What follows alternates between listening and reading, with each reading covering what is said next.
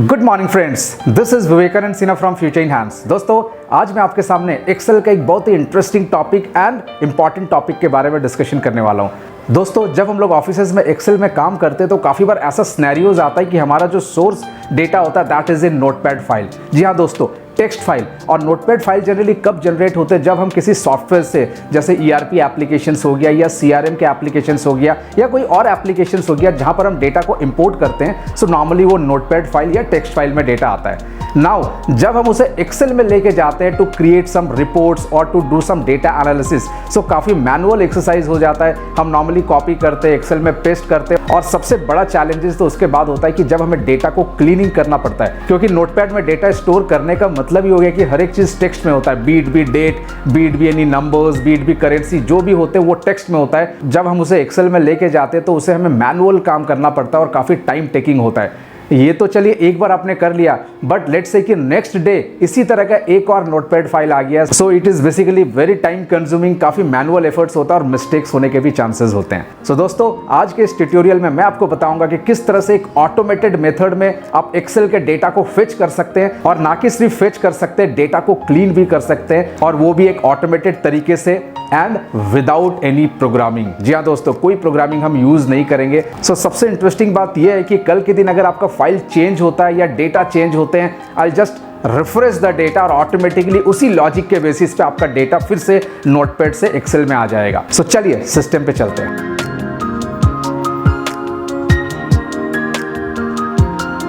So friends, this is the folder जहां पर एक नोटपैड फाइल रखा हुआ है। This is the text document which is ERP report, और ये डेटा एक ERP सॉफ्टवेयर से निकला हुआ है। सो लेट अस सी, एक बार ओपन करके देखते हैं यहां पर कैसा डेटा है।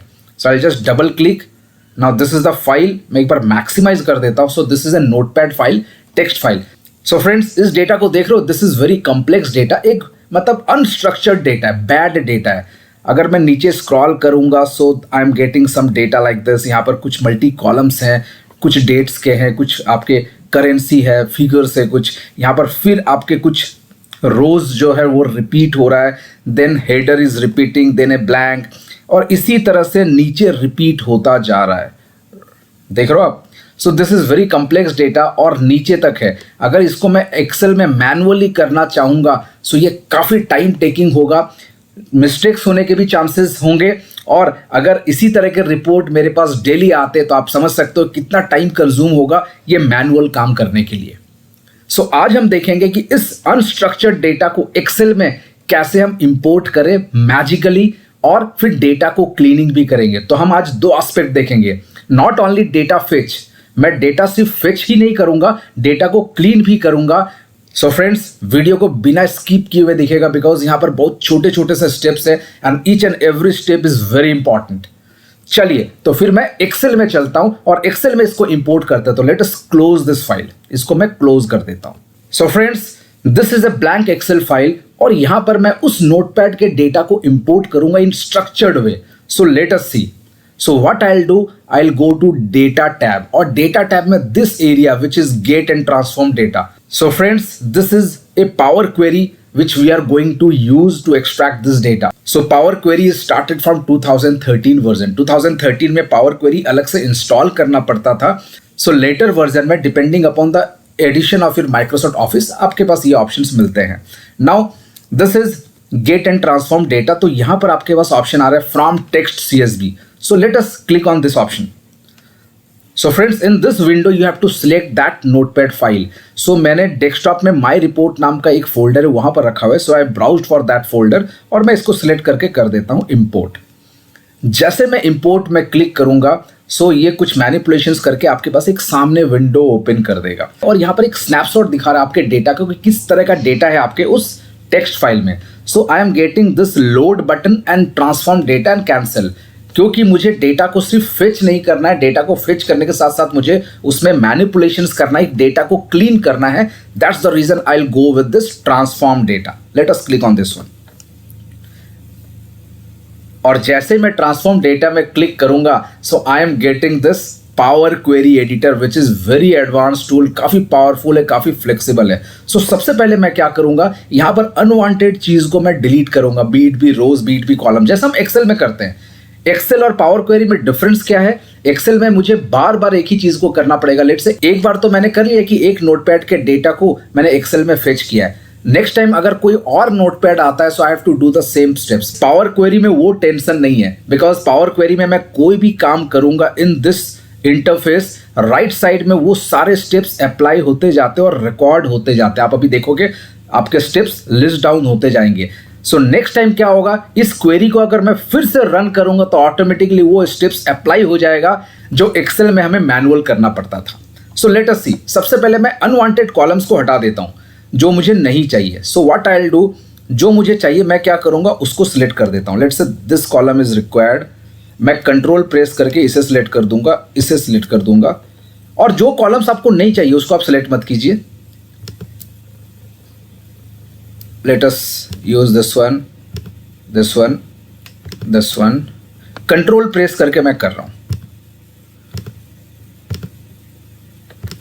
राइट। यहां तक करने के बाद मुझे बाकी कॉलम्स को हटाना है। So what I will do, right click करूंगा किसी भी एक कॉलम में और मैं कर दूंगा रिमूव अदर कॉलम्स।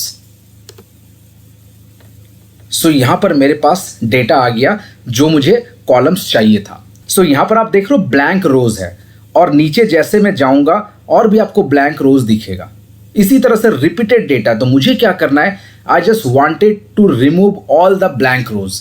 सो राइट क्लिक करूंगा मैं इसी एक ब्लैंक में और कर दूंगा text filter does not equal. So does not equal का मतलब हो गया कि कोई भी रोज जो इसके बराबर नहीं है वो हट जाए, सिंपल सा। So this one. सो आप देख लो सारे ब्लैंक्स हट गया। नाउ एक बार मैं नीचे तक वेरीफाई कर लेता हूं, perfect. Now what I have to do, इस फर्स्ट रो में आपके हेडर्स हैं। So this first row contains the headers. तो मुझे क्या करना है, इस ऑप्शन में जाके होम में आ रहा है use first row as header, I just click on this one. Awesome. So आप देख रहे हो, सो ये हेडर्स आ गए, यहां से हटके फर्स्ट रो से हटके मूव हो गया टॉप में, हेडर्स में। नाउ अब नीचे नीचे, क्योंकि मैंने आपको दिखाया था कि एक ही टाइप का डेटा रिपीटेड है, इसका मतलब आपके हेडर्स भी रिपीटेड होंगे। Let us scroll the data, एक बार देखते हैं। सो देख रहे हो वेंडर, ये नीचे नीचे बार बार रिपीट होगा। तो what I will do, right click करूंगा वेंडर में, text filter does not equal. Awesome. So यहां पर जितने बार भी नीचे वेंडर था वो हट गया और फर्स्ट रो को ऑलरेडी मैंने हेडर में कर दिया था तो उसमें कोई प्रॉब्लम्स नहीं आएंगे। नीचे जितने भी जगह पे आपके वो हेडर्स थे ना वो हट गया। अब आप देख रहे हो ये ऑटोमेटिक वे में टेबुलर फॉर्मेट में डेटा आ गया। Now the next step is to convert the data type, dates. अब डेट्स अभी लेफ्ट अलाइंड है, मतलब ये टेक्स्ट है, क्योंकि नोटपैड से आया हुआ है तो ये टेक्स्ट में स्टोर होता है। सो मुझे क्या करना है, इसको एक्चुअल डेट में कन्वर्ट करना है। एक्सेल में अगर मैं करने जाऊं तो काफी सारे मेहनत करना पड़ता है, बट पावर क्वेरी में देखिए क्या करना पड़ेगा। राइट क्लिक, चेंज टाइप, और मैं कर दूंगा यहां पर डेट, राइट साइड में हो गया। नाउ इसे कर दूंगा राइट क्लिक, चेंज टाइप, इसको मैं करेंसी कर देता हूं तो राइट साइड में हो गया। Right click, change type, currency. Now right click, change type, date. So देखा आपने फ्रेंड्स, इसको मैंने अपने तरीके से जो भी मुझे कॉलम्स चाहिए था वो रख लिया, जो रोज या कॉलम्स को हटाने थे उसको हटा दिया और मैंने डेटा टाइप को कन्वर्ट कर दिया। And everything I have done manually. यहां पर अपने कोई लॉजिक नहीं लगाया, हमने कोई फॉर्मूला नहीं लगाया, नथिंग। सो जो भी मैंने यहां पर मैनुअल काम किया है, राइट साइड में आप देख रहे हो अप्लाइड स्टेप सेक्शन में लिस्टेड हो गया है। नाउ अब मैं क्या करूंगा, जब यहां पर सब कुछ हो जाएगा, then what I am going to do, I will go to this home में क्लोज एंड लोड और यहां पर कर दूंगा क्लोज एंड लोड। सो ये क्या किया, एक शीट बन गया ईआरपी रिपोर्ट नाम से, जो फाइल का नाम था, and this is the data and this is showing ERP report 525 rows loaded. Let us close this one. So आप देख रहे हो यहां पर प्रॉपर तरीके से आ गया, जो डेटा जैसे दिखना चाहिए वैसे ही दिख रहे हैं। अब फ्रेंड्स एक बार डेटा यहां पर लाने के बाद अगर आपको लगता है कि इसमें और भी कोई चेंजेस करना है, कोई कॉलम डिलीट करना है, anything, I have to go to query tab. Query tab तभी दिखेगा जब आपका कर्सर रहेगा। सो बाहर अगर कर्सर रख दूंगा तो ये क्वेरी टैब नहीं दिखेगा, because I have fetched this data with the help of power query. So I just place my cursor inside the table, query में जाऊंगा और यहां पर चले जाऊंगा एडिट। जैसे एडिट में जाऊंगा it is opening the same interface, वही इंटरफेस है, वही सब कुछ है। सो इस इंटरफेस में आप अपने हिसाब से कुछ भी एडिट कर सकते हैं। So what I will do, late us close this one, इसको क्लोज कर देता हूं. Now this is the data. तो फ्रेंड्स ये हमने एक बार मेहनत किया है. I have fetched the data, I have clean the data. अब इसका मैजिक देखिए, एक्चुअल इसका यूज क्या है. अगर मैं ये एक्सेल में मैनुअली करता, लेट से मैंने नोटपैड से डेटा लाया, कॉपी पेस्ट किया, मैनुअली किया, एक बार तो हो जाता. और आपको भी पता है कि यहाँ पर मिस्टेक्स होने के चांसेस बहुत होते हैं और इसके अलावा टाइम कंज्यूम होता. अब मैं क्या करूंगा, एक बार आप देखिए. Let us change the data into the notepad. ये आप देख रहे हो वेंडर कोड, दिस इज 870. अब मैं नोटपैड में जाता हूं एक बार. So friends this is the notepad. तो मैं यहां पर जाके एक डेटा को चेंजेस कर देता हूं. लेट से 870 को कर देता हूं 871. Let's save this file, close कर देता हूं और फिर से एक्सेल में जाता हूं. अब देखिए 870 था. Let us refresh the data. Right click कीजिएगा इस टेबल के अंदर कहीं पर भी and there is an option for refresh.